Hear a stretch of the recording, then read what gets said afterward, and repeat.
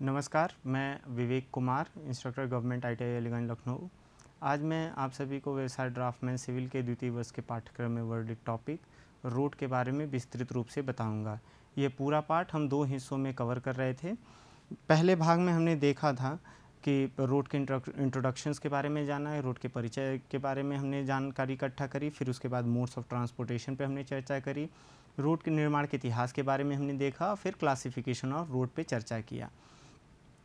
आज इस दूसरे भाग में हम चर्चा करेंगे कि रोड के अलग अलग एलिमेंट्स कौन कौन से हैं, अलग अलग हिस्से कौन कौन से हैं इंजीनियरिंग दृष्टिकोण से।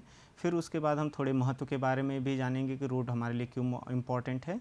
तो आइए हम अपने दूसरे भाग के साथ शुरुआत करते हैं और सबसे पहले जानते हैं कि हमारा रोड की चौड़ाई कितनी होनी चाहिए, यानी कि विड्थ ऑफ लेन। यह लेन क्या है? किसी सड़क में जो जिस पे व्हीकल मूव करते हैं, जो निर्धारित उसकी विड्थ है, उसको हम लेन बोलते हैं। जैसे अगर मैं उदाहरण के तौर पे बताऊं, ये सड़क है, ये बीच में अगर ये डिवाइडेड रोड है, वन लेन टू वे ट्रैफिक है, एक लेन इधर के लिए है, दूसरा लेन इधर के लिए, इसको two lane two way traffic भी आप समझ सकते हैं। अगर इन दोनों को देखें तो 2 लेन है, लेकिन दोनों में अलग अलग दिशा में जाने के लिए हमें निर्देशित किया गया है। तो अगर आप ये देखेंगे डिवाइडेड रोड है, तो ये एक सिंगल लेन की जो चौड़ाई है, इसी के बारे में हम चर्चा कर रहे होंगे। अगर हमारे पास अनडिवाइडेड सिंगल रोड है, सिंगल लेन की रोड है, यानी कि जैसे आप अगर देखेंगे विलेज रोड या कई बारी अदर डिस्ट्रिक्ट रोड्स के बारे में देखेंगे, तो उसकी चौड़ाई जो हम एक हमारे पास जो गाइडलाइंस है उसके हिसाब से 3.75 मीटर होनी चाहिए सिंगल लेन की सड़क के लिए, जिस पे ट्रैफिक का वे डिफाइन ना हो, जिस पे ट्रैफिक का मूवमेंट यानी कि उसका आवागमन कम होता है, उसकी चौड़ाई हम कितनी रखते हैं? 3.75। अगर डबल लेन की रोड है, अनडिवाइडेड डबल लेन रोड है, जिस पे सिर्फ बीच में मार्किंग है, तो वहाँ पर हम उसकी चौड़ाई 7 मीटर ही रखते हैं। लेकिन जब हम राष्ट्रीय राजमार्गों पे आते हैं, जब फिर हम अगर हम स्टेट हाईवेज़ की बात करते हैं, तो वहाँ पर मल्टी लेन हो सकता है। यानी कि आप कई बारी देखे होंगे कि जो हाईवे गुजर रहा है, ये बीच में आपके पास मीडियन है, लेकिन उसमें भी एक तरफ जाने के लिए 2-2 लेन बने हुए हैं। जैसे यहाँ पर भी इधर आने के लिए 2 लेन।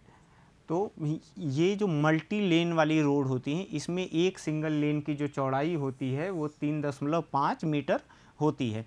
अब ये डिसाइड करना होता है कंस्ट्रक्शन एजेंसी को कि वो कितने लेन की रोड बनाती है। अगर मसलन अगर आप 6 लेन की रोड बना रहे हैं, तो टोटल चौड़ाई क्या हो जाएगी? 3.5 इंटू 6 मीटर्स, ये आपके लेन की चौड़ाई आएगी। अब बात करते हैं कर्व्स की। रोड के निर्माण में 2 तरीके के वक्र यानी कि टर्न्स या कर्व्स आते हैं।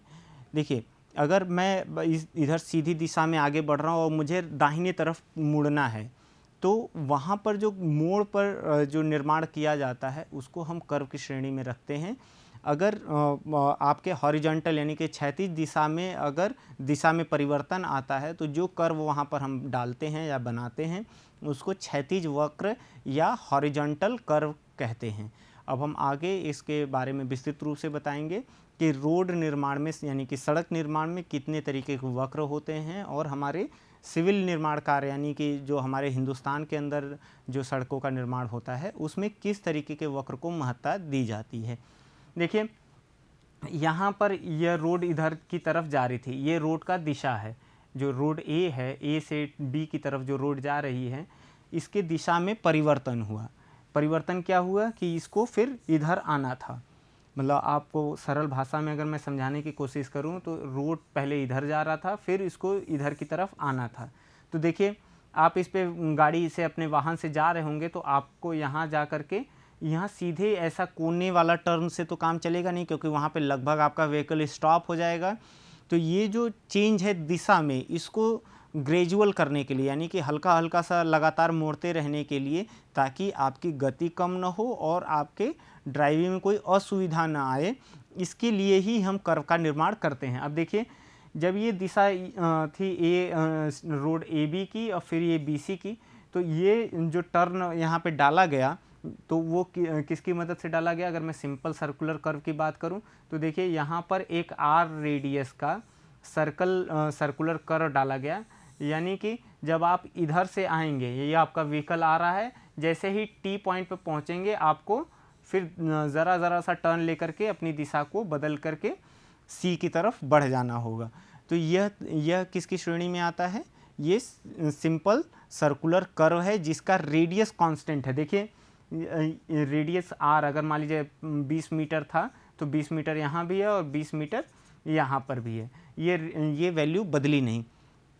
इसमें एक बहुत वाजिब समस्या है, वो ये है कि अगर मैं पॉइंट टी पर देखूं, यहाँ पे अगर मैं ऐसे इस पॉइंट को मैं यहाँ दिखाना चाहूँ, पॉइंट टी पर देखूँ तो यहाँ पे जो पॉइंट टी पर जो मार्किंग हमने की है या T1 मार्किंग की है, ये जब व्हीकल ए से टी तक आएगा तब तक तो सीधी दिशा में चल रहा होगा, स्ट्रेट लाइन में चल रहा होगा, लेकिन यहाँ पे आने के बाद उसको अचानक से कर्व पे मुड़ना पड़ेगा। यानी कि अगर मैं इस पॉइंट पे फोकस करूँ तो यहाँ पर विद इन अ सेकेंड या उसके फ्रैक्शन ऑफ सेकेंड यानी सेकेंड के बहुत कम हिस्से में ही ये जो ड्राइवर होगा उसको अपनी व्हीकल स्ट्रेट लाइन से स्ट्रेट लाइन छोड़ करके उसको सर्कल में जाने की आवश्यकता पड़ेगी। तो ये इसकी सबसे बड़ी समस्या है, उसको अचानक से अनकंफर्ट फील होगा, उसको आसानी महसूस नहीं होगी। तो ये सबसे बड़ी दिक्कत है सिंपल सर्कुलर कर्व की, कि स्ट्रेट लाइन से आपको सीधे एक फिक्स रेडियस वाले कर्व पे जाना पड़ता है। यह एक खामी थी सिंपल कर्व की। आगे बढ़ते हैं, हम कंपाउंड कर्व की बात करते हैं। कंपाउंड कर्व के लिए अगर मैं आपको बताना चाहूँगा तो यहाँ देखिए ये कर्व निर्माण किया जाता है। जैसे ये तो ए से बी की तरफ हम बढ़ रहे थे, फिर जो फाइनल दिशा थे बी से सी की तरफ ये दिशा थी, लेकिन हमने क्या किया, अगर ये एंगल बहुत ज़्यादा बड़ा है तो हम क्या करेंगे, कर्व के बीच में एक स्ट्रेट लाइन डाल देंगे। देखिए T1 से M तक, M से पहले T1 के M से पहले तक आप देखेंगे तो एक रेडियस है R1, यानी कि कर्व कितने रेडियस पे घूम रहा था, वो था R1 पे। लेकिन M पॉइंट पे जाने के बाद उस कर्व का रेडियस हो गया R2। अगर हम दो अलग अलग रेडियस के कर्व को ज्वाइन करते हैं तो उसको हम कंपाउंड कर्व कहते हैं, कंपाउंड कर्व के श्रेणी में रखते हैं। इसमें कोई विशेष फ़ायदा नहीं होता है, बस ये है कि ये जो रेगुलर जो हम रेडियस एक फिक्स्ड रेडियस ले रहे थे, यहाँ पे बदलने से हमें ये लेंथ बढ़ाने की गुंजाइश मिल जाती है, अलग अलग हम यहाँ पे कर पाते हैं। अगर हम बात करें रिवर्स कर्व की, तो रिवर्स कर्व ऐसी जगह पे प्रोवाइड किया जाता है जैसे आप आप इस दिशा में आगे बढ़ रहे थे लेकिन जगह थी इधर जाने के लिए, फिर ऐसे जाना था, तो आप कैसे जा पाते? यहाँ से आकर के कोने से तो मुड़ना संभव नहीं था, नहीं इस कोने पर मुड़ना संभव था, तो इसके लिए हम रिवर्स कर्व का निर्माण करते हैं। देखिए रिवर्स कर्व में वही जो डायग्राम मैंने वहाँ बनाया वही यहाँ पर है, रास्ता इधर था, फिर अलाइनमेंट इधर आया यहाँ तक, फिर उसके बाद अलाइनमेंट इधर था। तो जहाँ पर भी चेंजेस हो रहे थे डायरेक्शन में, वहाँ पर हमने कर्व को इंट्रोड्यूस कर दिया, कर्व डाल दिया फिक्स रेडियस का। इस कर्व के लिए हमने रेडियस R रखा और इस कर्व के लिए रेडियस हमने R2 रखा, इसके लिए R1 रखा और इसके लिए R2 रखा। अब देखिए आपका वाहन कैसे मूव करेगा, यहाँ से चलेगा लेकिन यहाँ पे कर्व में आ जाएगा, फिर यहाँ पे कर्व ले लेगा। तो ये जो दो कर्व आपने यहाँ पे इंट्रोड्यूस किया, यही आपका रिवर्स कर्व कहलाता है। आगे बढ़ते हैं और देखते हैं ट्रांजिशन कर्व, जो आज के समय में बहुत ही ज़्यादा प्रासंगिक है। ट्रांजिशन कर्व क्या होता है? जो सबसे ज़्यादा प्रॉब्लम आ रही थी सिंपल सर्कुलर कर्व में, कंपाउंड कर्व में या रिवर्स कर्व में, कि हमें एक किसी बिंदु के बाद, जैसे ये स्ट्रेट लाइन था, ये पॉइंट T था, T के बाद हमें अचानक से कर्व पे आना पड़ा था जिसका रेडियस R हुआ करता था। तो इससे ड्राइवर को इस बिंदु पे थोड़ी कठिनाई होती थी, मुश्किल होती थी। इस मुश्किल को हल किया गया किसकी मदद से? ट्रांजिशन कर्व की मदद से। देखिए यहाँ पर तीन तरीके के ट्रांजिशन कर्व्स को बताया गया है। एक स्पाइरल है, दूसरा क्यूबिक पैराबोलिक कर्व है, तीसरा लेमिनिस्केट है। इसको समझने के लिए हमें ये समझना होगा कि ये किसी स्ट्रेट लाइन के बीच में एक कर्व ऐसे दिया जाता है जिसका रेडियस लगातार चेंज होता रहता है। जो सबसे महत्वपूर्ण हमारे पास कर्व मौजूद है जिसको हाईवे निर्माण के लिए हम इस्तेमाल करते हैं, वो है हमारा स्पाइरल कर्व। स्पाइरल कर्व यानी ये वाला कर्व। इसके बारे में अगर मैं आपको एक खासियत बता दूं तो इस कर्व का हर बिंदु पे रेडियस कम होता चला जाता है और आखिरी तक कम होता है। आप अगर इसको सरल भाषा में समझना चाहेंगे तो देखिए ये शुरुआत में अगर रेडियस इसका इतना सर्कल इतना बड़ा है यानी रेडियस r है, तो जैसे जैसे ये आगे बढ़ेगा तो ये छोटे छोटे और फिर छोटे और फिर छोटे और फिर इस तरीके से ये सर्कल का रेडियस कम होता जाएगा और ये इस तरीके से उलझता चला जाएगा, इस तरीके से गोल होता चला जाएगा। यहाँ पर आपको जो सबसे बड़ी सुविधा मिलती है हाईवे पे ये कर्व डालने से, वो ये है कि जो ये अचानक से radius r fix r radius पे ये कर्व जाता था, वो यहाँ पर क्या होगा, इसका जो r की वैल्यू है पहले तो इन्फिनिटी होगी। इन्फिनिटी का मतलब क्या है, अनंत होगी, फिर धीरे धीरे वो कम होने लगेगी, जिससे क्या होगा ड्राइवर बड़े ही आसानी से, देखिए अगर ये स्ट्रेट लाइन थी, व्हीकल यहाँ से आ रही थी, तो यहाँ पर आने के बाद इस बिंदु पे आ जाएगी जब व्हीकल, तो इसका रेडियस धीरे धीरे इन्फिनिटी से कम होता चला जाएगा, जिससे ड्राइवर को अचानक से झटका नहीं लगेगा या उस व्हीकल में बैठे पैसेंजर को झटका नहीं लगेगा। उन्हें बड़े आसानी से उस कर्व पे मूव करने की आज़ादी मिल जाती है।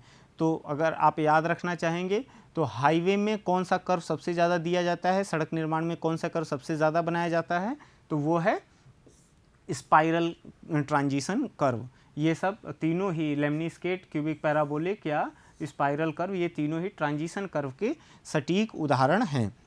आगे बढ़ते हैं और देखते हैं वर्टिकल कर्व के बारे में। अब देखिए यह तो था कि जब हम क्षैतिज दिशा में जब हम हमारा रास्ता बदल रहा था, यानी कि दिशा में परिवर्तन हो रहा था, तब हमने कर्व के बारे में देखा जिनको हम हॉरिजॉन्टल कर्व कह रहे थे। लेकिन कई बारी क्या होता है कि सड़क पे उतार चढ़ाव भी होता है, यानी कि कहीं पे लेवल ज़्यादा है और कहीं पे कम है, यानी कि इस तरीके से पहाड़ी या कुछ एक एलिवेशन में इंक्रीज़ होता है अगर, तो वहाँ पर हमें जो कर्व डालनी पड़ती है उसको हम वर्टिकल कर्व की श्रेणी में रखते हैं। मसलन अगर कोई ऐसे पहाड़ी है तो इस पे जो कर्व बनाई जाएगी, सड़क पे तो गाड़ी इस तरीके से, वाहन हमारा इसे आके फिर यहाँ कोने पर दूसरी तरफ तो झुकेगा नहीं, उसके लिए हमें कर्व का निर्माण करना पड़ेगा, उसको हम वर्टिकल कर्व कहते हैं। देखिए ये क्या था, ये जो हमारा T1 है, इस बिंदु से अगर मान लीजिए यहाँ पर हमने A और यहाँ पर B रखा, तो रास्ता क्या था, A से T1 की तरफ ऐसे ऊपर की तरफ जा रहा था, ये कोई पहाड़ी थी या कुछ भी ऐसा एलिवेशन था, वो T2 से B की तरफ रास्ता आ रहा था। तो ये हमारा वाहन यहाँ आकर के फिर नीचे की तरफ तो आएगा नहीं, उसके लिए हमें कर्व डालना पड़ेगा, और इस कर्व को हम बोलते हैं वर्टिकल कर्व। और इसको अगर हम स्पेसिफिकली इस केस में जब हम पॉजिटिव ग्रेडियंट ले रहे होंगे, यानी कि अपहिल ले रहे होंगे, तो हमें क्या उसको कहना पड़ेगा, उसको हमें समिट कर्व की श्रेणी में रखना पड़ेगा। कई बारी क्या होता है कि हमारे दो बिंदुओं के बीच में ढलान होती है जिस पे हमें रोड का निर्माण करना पड़ता है। मसलन ये पाथ इधर आ रहा था, फिर वापस से हमें ऊपर की तरफ जाना था, तो ये इसको आसान और सरल बनाने के लिए जो इस कर्व का निर्माण करते हैं उसको सैग कर्व या वैली कर्व बोलते हैं। ये भी बहुत ही महत्वपूर्ण है। इसको इन दोनों के निर्माण करते समय हम साइट डिस्टेंस का बहुत ज़्यादा ध्यान रखते हैं, यानी कि हम अगर पहाड़ी पे जा रहे हैं तो इतना अच्छा कर्व होना चाहिए, वहाँ पे दिया होना चाहिए कर्व कि सामने से आ रहे वाहन हमें दिख पाएँ। अभी हम साइड डिस्टेंस के बारे में आगे चर्चा करेंगे तो आप इस बिंदु को बेहतर समझ पाएंगे। बात करते हैं कैम्बर की। कैम्बर के बारे में थोड़ा सा चर्चा हमने अपने पिछले भाग में किया था, इस कड़ी के पिछले भाग में किया था। कैम्बर का उद्देश्य क्या होता है, क्रॉस स्लोप, ये क्रॉस स्लोप होता है जो बारिश के पानी के बहाव में मदद करता है। सड़क के बीच वाले हिस्से पे जो मोटाई होती है या ऊंचाई कह सकते हैं वो ज़्यादा होती है और किनारे पर कम होती है। यह जो tan थीटा बनता है, अगर हम इसको ई कहें, यही कैम्बर है। तो यह जो वर्टिकल और हॉरिजॉन्टल का जो रेशियो है, इसी को हम कैम्बर कहते हैं। कैम्बर कई प्रकार से हमारे पास दिए जाते हैं, कई प्रोफाइल में दिए जाते हैं। आप देख पा रहे हैं ये पैराबोलिक कैम्बर है, लगातार चेंज हो रहा है। स्ट्रेट लाइन कैम्बर, बीच को सीधा उठा दिया और स्ट्रेट लाइन बना दिया। इसमें तकलीफ़ क्या होती है, वाहन हमेशा झुके हुए चलता है और यहाँ पे बैठे पैसेंजर को बड़े ही मुश्किल का सामना करना पड़ता है, उसको कंफर्ट यानी कि आराम महसूस नहीं होता है। सबसे ज़्यादा इस्तेमाल होने वाला जो कैम्बर है वो कंबाइन कैम्बर है, जिसमें क्या करते हैं, स्ट्रेट लाइन भी होती है लेकिन बीच में पैराबोलिक होता है, फिर से स्ट्रेट लाइन होती है। तो ये प्रोफाइल हमारे पास कैम्बर की मौजूद है। अगर हम रेट ऑफ कैम्बर्स की बात करें, यानी कि किस रेशियो में हम ये ढलान देते हैं क्रॉस स्लोप में, अगर हम उस पर चर्चा करें तो आप देख पाएंगे कि अर्दन रोड यानी कि जो मिट्टी से बनी रोड है उस पर पानी के बहाव की बहुत ज़्यादा ज़रूरत है। क्यों ज़्यादा ज़रूरत है? क्योंकि वो स्वतः मिट्टी से बनी है और मिट्टी की जो मिट्टी का जो गुण है यानी मिट्टी की जो प्रॉपर्टी है उस पर पानी अपना बहुत बड़ा प्रभाव डालता है। तो सबसे पहले हम ये कोशिश करेंगे कि जो भी हमारे पास अर्दन रोड है उसकी सतह से पानी जितनी जल्दी हो सके वो बह जाए। आप देखिए अर्थ के लिए क्या हमने रेशियो रखा है अपना 1/25। 1/25 को अगर मैं सरल भाषा में आपको बताऊं तो अगर ये 25 मीटर है तो ये ऊंचाई 1 मीटर रखी जाएगी। यानी ये जो कैम्बर होगा, यानी देखिए 25 मीटर में ही 1 मीटर ऊंचाई दे दी गई, यानी ये कैम्बर की वैल्यू ज़्यादा है, स्लोप की वैल्यू ज़्यादा है। अगर वही बात करें हम वाटर बाउंड मैकेडम की या ग्रेवल रोड की, तो इस पे पानी का असर थोड़ा कम पड़ेगा क्योंकि सतह पे हमने कुछ पत्थर लगा रखे छोटे साइज़ के, जो इनका कॉम्पैक्शन भी प्रॉपरली किया हुआ है। तो आप ये देखिए 33 मीटर में 1 मीटर ऊंचाई होनी चाहिए, यानी कि ये 33 मीटर में 1 मीटर ऊंचाई होनी चाहिए। तो यहाँ पर जो कैम्बर है वाटर बाउंड मैकेडम या ग्रेवल रोड के लिए वो अर्थ से कम है, अर्दन रोड से कम है। अगर हम थिन बिटुमिनस सरफेस की बात करें, यानी कि अगर हमने डामर रोड का निर्माण किया है तो उसकी सतह पे सील होती है, एक तरीके से सील कोट लगाते हैं। सील कोट क्या होता है? बहुत बारीक साइज़ की गिट्टियों के साथ हम बिटुमिन यानी कि कोलतार को मिला करके सतह पे फैलाने के बाद कंपैक्शन करते हैं, फिर उसके बाद स्क्रीनिंग मटेरियल डाल के पुनः कंपैक्शन शीफुट रोलर से हम करते हैं। तो इससे क्या होता है कि जो बिटुमिनस रोड की जो सतह है वो लगभग वाटर टाइट हो जाती है, यानी कि वो अपनी सतह से पृथ्वी के अंदर पानी रिसने से रोकती है। इसलिए यहाँ पर जो हमने रेट दिया है कैम्बर का वो 1/40 है, जो कम है, लगातार ये घट रहा है। अर्दन रोड का सबसे ज़्यादा था। उसके बाद अगर हम सीसी रोड यानी सीमेंट कंक्रीट रोड का पढ़ेंगे तो सीमेंट कंक्रीट एक बिल्कुल इम्परवियस मटेरियल है। इम्परवियस का मतलब क्या है कि इसके आर पार पानी का बहाव बिल्कुल अवरुद्ध होता है, बह नहीं पाता। तो यहाँ पर आप देखेंगे तो 1/50 रखा है। तो इस तरीके से हमने अलग अलग रोड के लिए कैम्बर्स के बारे में पढ़ा। अब बात करते हैं सुपर एलिवेशन की। देखिए सुपर एलिवेशन क्या होता है, इसको समझने के लिए हमें ये समझना पड़ेगा कि कोई एक सीधी दिशा में रास्ता जा रहा था, मतलब ये अगर इस डायरेक्शन में रास्ता था और इसमें इसके दिशा में परिवर्तन होता है, यानी कि हमें अपना डायरेक्शन चेंज करना पड़ता है, तो वहाँ पे हमें एक सर्कुलर कर्व डालना पड़ेगा। सर्कुलर कर्व डाला हमने या स्पाइरल कर्व डाला, कोई भी कर्व जब भी हम निर्माण करते हैं तो वाहन के मूवमेंट की वजह से वहाँ पे एक सेंट्रीफ्यूगल फोर्स जनरेट होता है। तो वो सेंट्रीफ्यूगल फोर्स, अभिकेंद्रीय बल जिसको हिंदी में हम कह लेते हैं, उसका काम क्या होता है, वो उसको बाहर की तरफ, जो वाहन हमारा चल रहा है उसको बाहर की तरफ ढकेलता है। इस घटना को न होने देने के लिए, यानी यह दुर्घटना न घटने के लिए हम क्या करते हैं, वहाँ पे सुपर एलिवेशन का निर्माण करते हैं, सुपर एलिवेशन का प्रावधान करते हैं।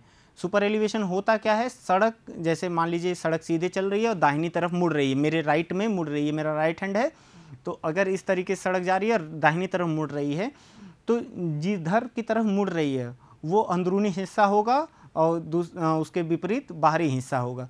हम करते क्या हैं कि सड़क के लेवल में परिवर्तन कर देते हैं, जो अंदरूनी हिस्सा होता है उसको ज़रा सा नीचे और बाहरी हिस्से को ज़रा सा ऊपर कर देते हैं, जिससे हमारे वाहन में जो सेंट्रीफ्यूगल फोर्स है वो बैलेंस होता है और हमारा वाहन एक निश्चित गति के लिए निर्धारित स्लोप पर बाहर की तरफ ओवरटर्न यानी कि पलटता नहीं है। अब इस चित्र के माध्यम से आप देखिए, ये सड़क कुछ ऐसे घूम रही थी, ये इस तरीके से आ रही थी सड़क, इधर की तरफ जब हम मूव कर रहे थे, ये हमारा व्हीकल है, ये हमारे वाहन का पहिया है, तो आप देख पा रहे हैं जब ये इधर की तरफ मूव कर रही थी सेंट्रीफ्यूगल बल क्या होगा, बाहर की तरफ लगेगा।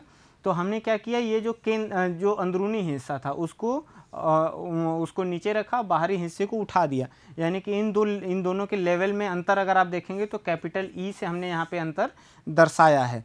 अब आप देखिए ये जो थीटा है इसी को हम ई से दिखाते हैं और इसी को हम सुपर एलिवेशन कहते हैं। अब ये जो tan थीटा होगा इसका जब हम वैल्यू न्यूमेरिकली कैलकुलेट करेंगे तो हमारे पास आएगा। अच्छा, एक चीज़ और यहाँ पर होता है, देखिए जब ये व्हीकल बाहर की तरफ सेंट्रीफ्यूगल फोर्स की वजह से जब ओवरटर्न करना चाहेगा तो एक कारक और है जो इसको वहाँ पर रोक करके रखने में मदद करेगा। वो क्या है, स्किन फ्रिक्शन इस रोड पर, जब ये बाहर की तरफ पहिया मूव करना चाहेगा तो यहाँ पे जो फ्रिक्शन है वो उसको इधर की तरफ रोकेगा, जिसको अगर हम स्मॉल f से दिखाएं तो यहाँ पर जब हम इसका न्यूमेरिकल वैल्यू कैलकुलेट करते हैं तो वो आता है E + F बराबर v²/127r। ये कैसे आता है मैं बता देता, बट यहाँ पर समय बचाने के लिए मैंने लिख रखा है कि यहाँ पर जो v होगा, वेलोसिटी होगी वो km/h में होगी और रेडियस क्या होगा वो मीटर्स में होगा। तो यहाँ पर जो देखिए F है, ये क्या है, स्किन फ्रिक्शन है, लेटरल फ्रिक्शन या कोफिशिएंट ऑफ लेटरल फ्रिक्शन कह सकते हैं। ये हम अमूमन 0.07 लेते हैं, लेकिन अगर वैल्यू नहीं दी हुई है तो हम इसको नेग्लेक्ट कर सकते हैं, हम इसको मान सकते हैं कि ये 0 के बराबर है। तो हम जो डिज़ाइन करते हैं वो क्या करते हैं, जो हमारे पास स्पीड होती है, अगर मान लीजिए कोई रास्ता, कोई रोड अगर मान लीजिए 100 किलोमीटर प्रति घंटे के लिए बनाया गया है, तो वहाँ पर जो हमें रेडियस देना होगा वो हमें रेडियस और जो सुपर एलिवेशन है उन दोनों को इस फार्मूले से बैलेंस करने की आवश्यकता पड़ती है। आगे बढ़ते हैं और देखते हैं स्टॉपिंग साइड डिस्टेंस क्या होती है। इसको मैं सरल भाषा में आपको बताऊं तो यदि आप वाहन चला रहे हैं सड़क पर अपनी निर्धारित गति से और एक निश्चित ऊंचाई पर बैठे हैं, निश्चित ऊंचाई जो हम 1.2 मीटर मानते हैं, कहाँ से, सतह से 1.2 मीटर ऊंचाई पर आपकी आई लेवल यानी कि जो ड्राइवर है उसके नेत्र का जो लेवल है, आँखों का जो लेवल है वो सतह से 1.2 मीटर ऊंचाई पर है और उसको किसी एक क्षण एक ऑब्जेक्ट यानी कि ये 0.15 मीटर ऊंचा ऑब्जेक्ट सड़क पे दिखेगा, तो बिना उस ऑब्जेक्ट से कोलिजन हुए, बिना उस ऑब्जेक्ट से टकराए वो जो ड्राइवर है वो अपने वाहन को रोक ले, उस दूरी को हम बोलते हैं स्टॉपिंग साइड डिस्टेंस। एक बार मैं पुनः दोहरा दूं, एक निश्चित ऊंचाई पर बैठे ड्राइवर को एक निश्चित ऊंचाई का अगर ऑब्जेक्ट दिखता है तो उसके पास जो दूरी उपलब्ध होनी चाहिए ब्रेक लगा करके रोकने के लिए बिना टकराए हुए, उसको हम बोलते हैं स्टॉपिंग साइड डिस्टेंस। अब देखिए यह एक वैली कर्व था, वैली कर्व पे अगर ये ऑब्जेक्ट और पीछे होगा तो यहाँ से दिखना बंद हो जाएगा ड्राइवर के आँख से, लेकिन जब इसको यह ऑब्जेक्ट दिखा तो स्टॉपिंग साइड डिस्टेंस क्या होगी, इस ऑब्जेक्ट के बीच की दूरी होगी। जिस क्षण ड्राइवर को दिखा वो फैसला लेगा कि वो उसे ब्रेक लगाना है या साइड से निकल जाना है। अगर ब्रेक लगाना है तो यह दूरी सफिशिएंट है इस ड्राइवर के बिना इस ऑब्जेक्ट से टकराए रुक जाने के लिए, उसको हम बोलते हैं स्टॉपिंग साइड डिस्टेंस। अब बात आती है ओवरटेकिंग साइड डिस्टेंस की, यानी कि एक मध्यम गति से चल रहा हुआ वाहन के पीछे अगर कोई द्रुत गति से कोई वाहन चलाना चाहता है तो उसको ओवरटेक करना पड़ेगा। वैसी स्थिति में जो सुरक्षित दूरी उपलब्ध होनी चाहिए उसको हम बोलते हैं ओवरटेकिंग साइड डिस्टेंस। देखिए व्हीकल ए जो है वो v वेलोसिटी से मूव कर रहा है, व्हीकल बी vb वेलोसिटी से मूव कर रहा है। अब ड्राइवर क्या है, जब निर्णय लेगा तो सबसे पहले तो d1 दूरी वो तय करेगा, निर्णय लेने में रिएक्शन टाइम लगेगा। एक सुरक्षित दूरी s जो है वो दो वाहनों के बीच में हमेशा बनी रहनी चाहिए। फिर ड्राइवर जब फैसला ले लेगा तो वो ओवरटेक करेगा और यहाँ पर सुरक्षित वापस आएगा। इस दौरान जो विपरीत दिशा से आ रहा हुआ व्हीकल सी है जो v वेलोसिटी से मूव कर रहा है, वो जितनी देर में ये यहाँ से यहाँ तक ओवरटेक करेगा वो यहाँ पर अपने स्थान को बदल देगा। अगर हम टोटल ओवरटेकिंग साइड डिस्टेंस की बात करेंगे, OSD से यहाँ पे हमने लिखा है, तो जो d1 होता है वो vb इंटू टी होता है, वेलोसिटी इंटू टाइम, और जो हमारा d2 होता है वो 2s plus vb into capital T होता है। कैपिटल टी क्या है, time taken during the overtake करने के दौरान जो समय खपत होती है उसको कैपिटल टी से दिखाया। इसको न्यूमेरिकली हम 4s अपॉन ए का अंडर रूट लेते हैं। एस क्या है, स्पेसिंग बिटवीन व्हीकल, दो व्हीकल के बीच में जो सुरक्षित दूरी होती है उसके लिए गाइडलाइन हमारे पास है कि वो 0.7 गुणे VB प्लस का 6 होना चाहिए। और फिर हमारे पास जो D3 होता है वो V इंटू कैपिटल टी होता है। अगर ये सुरक्षित दूरी हमारे पास उपलब्ध है तो व्हीकल आसानी से ओवरटेक कर पाएगा। अब बात करते हैं किसी टर्न पर जब आप मोड़ते हैं व्हीकल तो हमें एक टर्न पे एक्स्ट्रा वाइडनिंग यानी कि सड़क की एक्स्ट्रा चौड़ाई की आवश्यकता पड़ती है। ऐसा इसलिए है क्योंकि अगर आप अगला पहिए पर ही ड्राइवर का कंट्रोल होता है, पिछला पहिया वो ट्रेस करता है स्ट्रेट लाइन, तो जब टर्न करेगा तो अगला पहिया तो जरूर रोड पे जाएगा लेकिन पिछला पहिया हो सकता है टर्न पर फुटपाथ पर चढ़ जाए। तो इसको रोकने के लिए हम एक्स्ट्रा वाइडनिंग का प्रावधान करते हैं। जिसमें मैकेनिकल और साइकोलॉजिकल दो तरीके से हम कैलकुलेशन करते हैं। देखिए मैकेनिकल अगर हम वाइडनिंग की बात करें तो ये होता है NL² अपॉन 2R। R क्या है, रेडियस ऑफ कर्व है, और L क्या है, यहाँ पर लेंथ ऑफ कर्व, यानी कि 10 मीटर 20 मीटर जो भी हमारे कर्व का लेंथ है। N क्या है, number of lanes. Number of lane का मतलब अगर 1 2 3 5 इस तरीके से लेन हो सकते हैं, अपॉन 2R ये मैकेनिकल वाइडनिंग है, और ये V अपॉन 9.5 √R ये हमारे पास साइकोलॉजिकल वाइडनिंग होता है। जब हम इन दोनों को सम कर देते हैं, जोड़ देते हैं, तो हमें ये पता चल जाता है कि टर्न पर हम रोड को कितना एक्स्ट्रा वाइडनिंग दे दें कि जिससे कि हमारा जो वेहिकुलर मूवमेंट है, जो हमारे वाहनों का जो आवागमन है, वो सुचारू रूप से चलता रहे, जारी रह सके। इस पूरे पाठ में हमने पहले कड़ी में देखा था कि रोड के परिचय के बारे में जाना था, रोड निर्माण के इतिहास के बारे में हमने चर्चा करी थी। उसके बाद हमने टाइप्स ऑफ रोड यानी कि अलग अलग श्रेणी के सड़कों के बारे में जाना था। एक बहुत ही महत्वपूर्ण शब्द चर्चा में है एक्सप्रेसवेज। एक्सप्रेसवे एक बहुत द्रुत गति से चलने के लिए सड़क बनाई जाती है, जिससे कि दो महत्वपूर्ण शहरों के बीच में आवागमन कम से कम समय में सड़क मार्ग द्वारा पूरा किया जा सके। तो ऐसी स्थिति में हमें एक्सप्रेसवे का निर्माण करना पड़ता है। जैसे अगर हम उत्तर प्रदेश की बात करें तो यहाँ पर हमारे पास लखनऊ आगरा एक्सप्रेसवे है, जिस पे बहुत ही अच्छे गति से आप अपने वाहन को दौड़ा सकते हैं।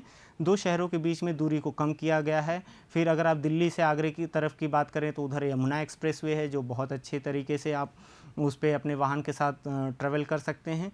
उससे नीचे जब हम देखते हैं तो हमारे पास राष्ट्रीय राजमार्ग यानी कि नेशनल हाईवेज़ हैं, फिर स्टेट हाईवेज़ आते हैं, और फिर जिसका आम जनता सबसे ज़्यादा इस्तेमाल करती है वो अदर डिस्ट्रिक्ट रोड्स हैं, जिनको दो भाग में विभाजित किया गया था, मेजर डिस्ट्रिक्ट रोड्स और other district roads. Other district roads का काम क्या होता है कि छोटे छोटे कस्बों को हमारे मुख्य सड़क से जोड़ देना, ये हमारे अदर डिस्ट्रिक्ट रोड्स का काम है। विलेज रोड की मदद से हमारे गांव में जो व्हीकल मूवमेंट होता है, गांव को एक छोटी महत्वपूर्ण सड़क से जोड़ने का काम विलेज रोड के माध्यम से किया जाता है। तो इस तरह से अगर हम पूरे सड़क को देखेंगे तो उसमें हम फिर कुछ बिंदुओं पे और चर्चा कर पाएंगे कि सड़क के और कौन कौन से महत्वपूर्ण बिंदु हैं जिनको निर्माण कार्य करते समय ध्यान में रखा जा सकता है। प्रयुक्त संदर्भ की बात करूं मैं तो निमी की बुक्स का इस्तेमाल किया है, और जस्टो एंड खन्ना की लिखी हुई हाईवे इंजीनियरिंग का किताब का इस्तेमाल किया है। मैं समझता हूँ ये पूरा पाठ आपके अध्ययन में मददगार साबित होगा। धन्यवाद।